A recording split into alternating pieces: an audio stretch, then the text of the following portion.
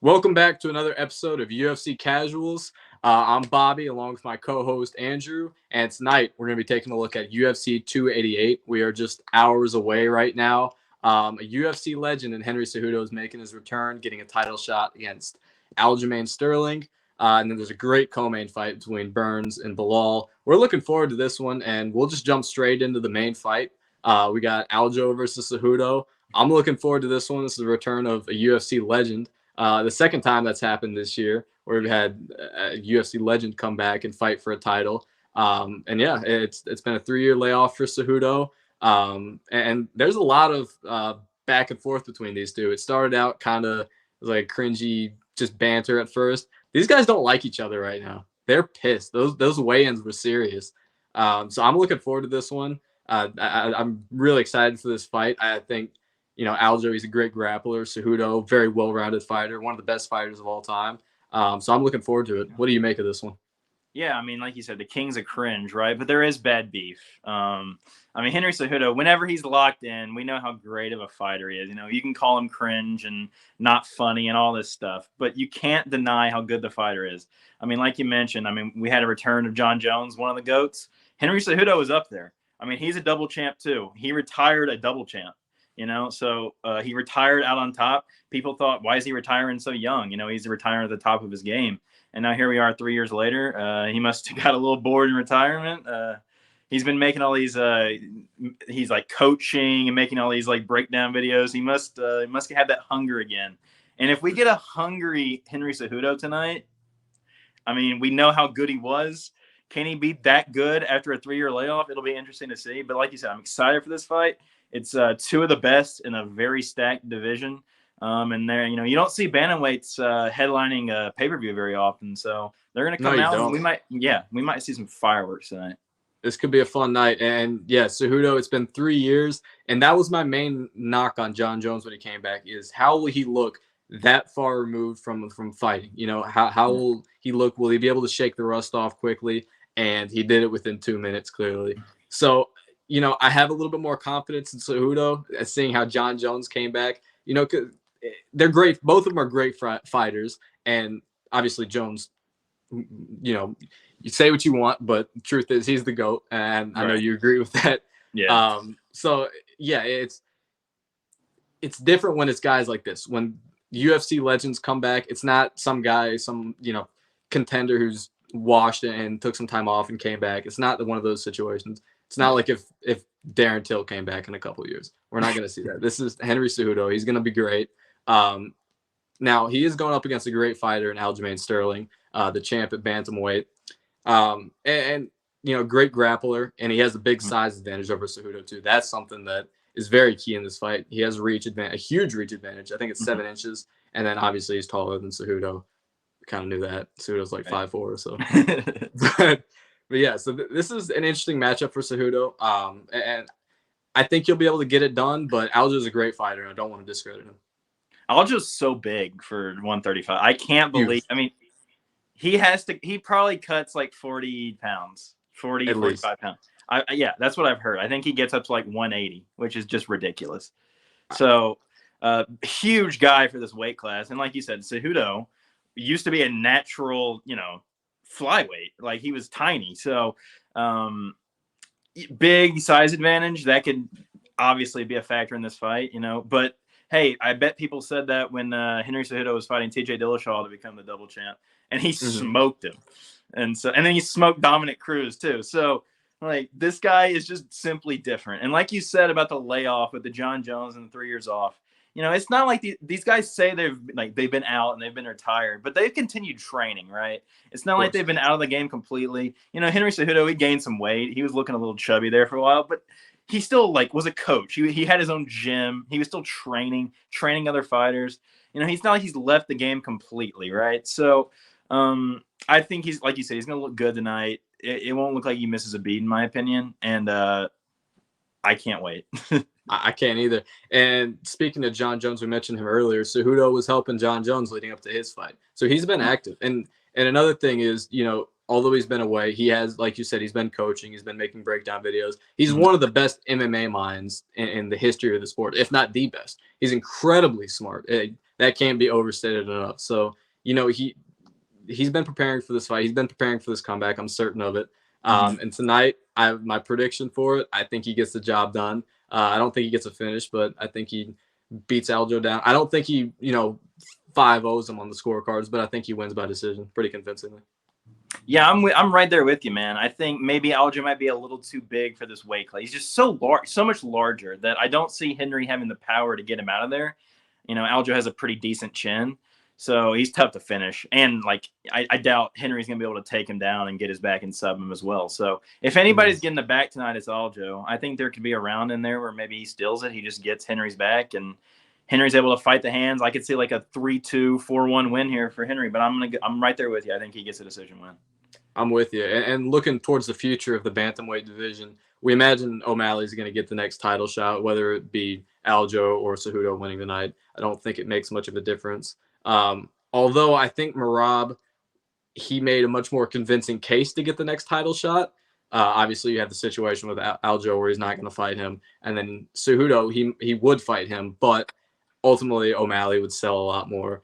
I think they would go for him for the title shot.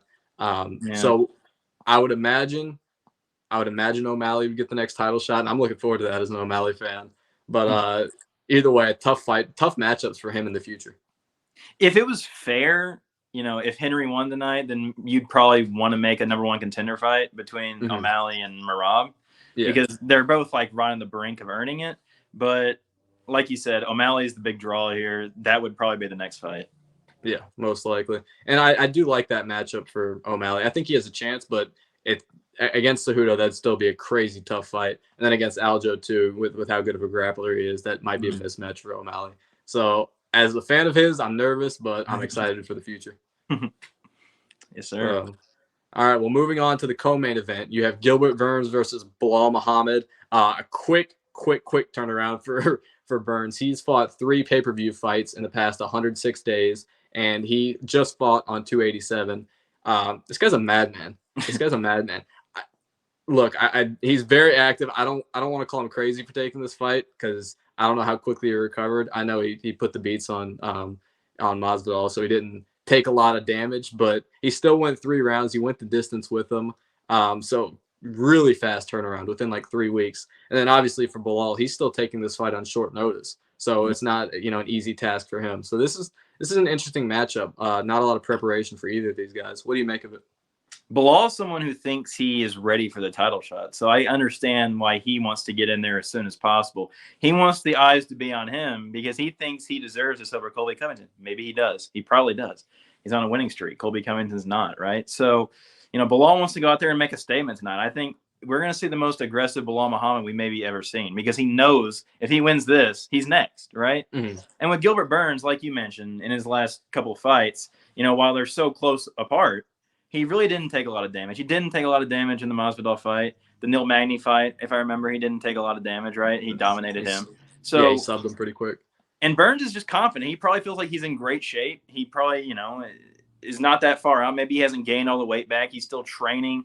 He didn't have a tough weight cut, right? So this is just a good fight. I mean, this is who's next. This is a who's next number one contender fight. I love that they made this a 5-round fight, by the way. Because this is a main event fight night level fight, right? This could easily headline any fight night and nobody would complain.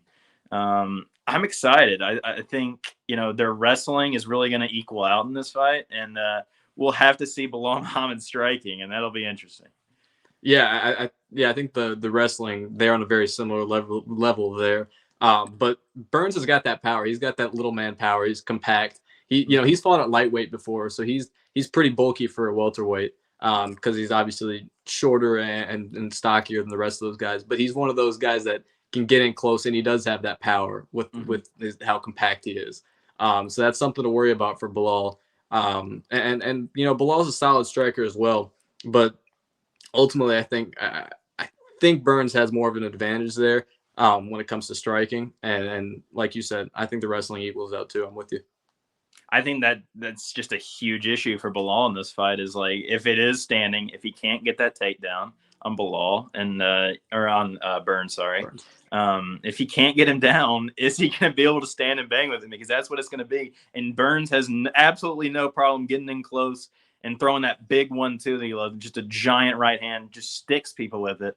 I mean, in that third round against Masvidal, he was close to finishing him. He was landing that right hand, and very, very close. And then he's shown that power before, even in the fight against Usman, where he fought for the belt. He almost put him out in round 1. He had him wobbled, and he didn't get the job done. Ultimately, he got knocked out, but he still was very close. So he has that power. There's no question about it.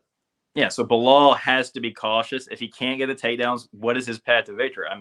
I fear for him in this fight. 5 rounds, and we know cardio won't be an issue for Burns, right? So is he just going to wear him down and dominate him? That's what I see happening if we're getting into predictions here. That's my prediction. I think he honestly could take him out early. I'm going to be conservative with my prediction and say that he gets him in round 5. I think he'll TKO him in round 5. He'll just wear him down. That Burns style, right? He's so just aggressive, and he'll wear him down and finish him in round 5. That's my prediction. Yeah, I'm with you there. I have TKO. I think he wears him down. I think he wins with grounded pound, but I have it in round 4, a little bit earlier, but we are on the same page here. I think Burns gets the job done. So, yeah, I'm excited for this fight, though. Dude, I could see it way earlier, honestly, because if Bilal can't get him down and his striking is not on the same par, I mean, land a right hand. We've seen Bilal get knocked out before, right? He could get knocked out here early, in my opinion, but I'm going to be conservative. Yeah. It's possible. And moving on to the last 3-round fight of the night, we have Jessica Andrade versus Jan, a women's fight at the strawweight division. 2 very aggressive fighters in this division. And Andrade, she's coming off a loss against a great fighter, Erin Blanchfield. Nothing to hang her head about. Looking to bounce back on this one. What do you make of this? Yeah, these are 2 little firecrackers for this weight class. I mean, they got insane power. I mean, and they're so aggressive. They just pile it on you. They never stop. They look for finishes. You know, a lot of women's fights, you don't feel like you're going to get a finish. I feel like every time I watch a Jessica Andrade fight, either she's going to go out or she's taking somebody out. She's getting the body because she piles it on. I mean, who was that? Lauren Murphy, right? A few pay-per-views ago or whenever that was. I mean, she just piled it on poor Lauren Murphy, and I can't believe Lauren Murphy survived. But just seeing how aggressive Andrade was for such a little woman, it's a sight to see, man. It certainly is. I think she continues that aggression in this fight. I think she wins that battle when it comes to controlling the pace of the fight, and that's her style. And if she can, take control of the fight and be aggressive and push that pace, I think she does it again. I think ultimately she wins by decision. I don't think she goes out there and gets a finish, but I do think she puts the beats on her, and I think she dominates all 3 rounds, honestly. I think it's another one of those fights where you kind of see it happens a lot with the women's fights where one will just take over and they don't necessarily get the finish, but they just put the beats on them for 15 minutes. I think that's another one of those cases. So my prediction tonight with this one is Andrade by decision. Right, and a lot of women's fights, you don't know what you're going to get until they get out there, and then one of them's so mismatched over the other that it's like, whoa. But I don't think we're going to get that, in my opinion. Jan is good. She's a top 5 contender in this weight class. She's coming off a couple losses, I think, right? But nothing to hang her head on. This is a big fight for her on a pay-per-view. I mean, I can't believe this is on a pay-per-view, no offense, but it is a big stage for her, and I think she wants to get a bounce back. I'm not saying she's going to win. But I think it'll be more evenly matched than what you're making it out to be in your prediction. But I do still have Andrade winning. I think it's a war because these ladies are insane and they're going to come out swinging. But I think Andrade will outpoint her. Maybe like a 29-28, and she'll get the win. I'd be much more happy with that prediction coming true because that'd mean we'd get a more exciting, balanced fight. So I'm hoping you're right on that one. So... And speaking of cards that might not deserve to be on a pay-per-view, we'll get into the first 2 fights of the main card tonight. I'll let you take over for Evloev versus Lopez, and then I'll take over for Gracie and Jordan. Yeah, I mean, this fight that I'm going to talk about right now is just cursed, right? Because this was a fight that was originally supposed to be Bryce Mitchell taking on somebody. I forgot who. Somebody. But, I mean, this fight's been, canceled and rescheduled 3 times. And so what we're ending up with here is Movsar Evloev versus Diego Lopez. I don't know who Diego Lopez is. We had to Google who he was, and his picture is gray. Is the guy dead? Is he even going to show up tonight? Yeah, Rest in peace. It's the resurrection of Diego Lopez tonight. And listen, I mean, it's his first fight in the UFC. He lost his Contender Series fight. I don't know a lot about the guy. I don't know if he's like a jiu-jitsu guy, a striker. But I do know that I don't like his chances tonight because Movsar Evloev is undefeated. He's Russian. And even though grappling really isn't his strong suit, he does actually want to come out there and push the pace with his striking. I think his grappling will still be levels above this guy. So I think he goes out there and wins this however he wants. Does he want to go get a sub in the first round, prove a point, or does he want to wear him down? I know that Evloev loves flying knees.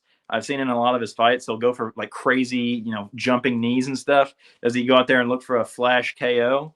I think Evloev wins, and I think he does it however he wants. So yeah, that's my prediction for this fight. Awesome, I like it. And looking at the first card that kicks off this pay-per-view main card, we got Kron Gracie versus Charles Jourdain. Gracie, part of the MMA, the famous MMA family, the Gracie family, obviously, and Jourdain, the Canadian, very entertaining, good striker. Gracie, he's a good grappler. Hasn't fought in 42 months though. Big layoff for him. So he'll probably have to shake off some rust in this fight. And Gracie's a great grappler. I mean, he has 5 wins, all of them by submission. So he can get it done on the ground, that's for sure. So Jourdain, he needs to keep this on the feet. He needs to, keep it on the feet and don't let himself get taken down. His takedown defense has been sketchy in the past. So he needs to have that touched up for this fight for sure to avoid getting subbed. Ultimately, though, I think if he can keep it on the feet, which I think he will, I think he'll cruise to a win. Gracie only 6 fights in the UFC and hasn't fought in 42 months. That's a key factor going into this one. So yeah, if Jourdain keeps us on the ground, or keeps us on the feet, sorry, I think he wins by a round 2 knockout. But I'm hoping for an exciting fight here. I'd like a finish. That's the hope here because I don't really have a dog in the fight, so I just want entertainment tonight with these two. So I'm looking forward to it, but I think Jourdain gets it done in round 2. I like that. Yeah. Awesome. So. Well, that pretty much wraps up our coverage of UFC 288. We're looking forward to it tonight. There's obviously a title fight involved. There's a fight that makes a future title fight. So big stakes tonight here at 288. We're looking forward to it. And yeah, we'll be back soon with the coverage. Can't wait. See you guys. All right. See ya.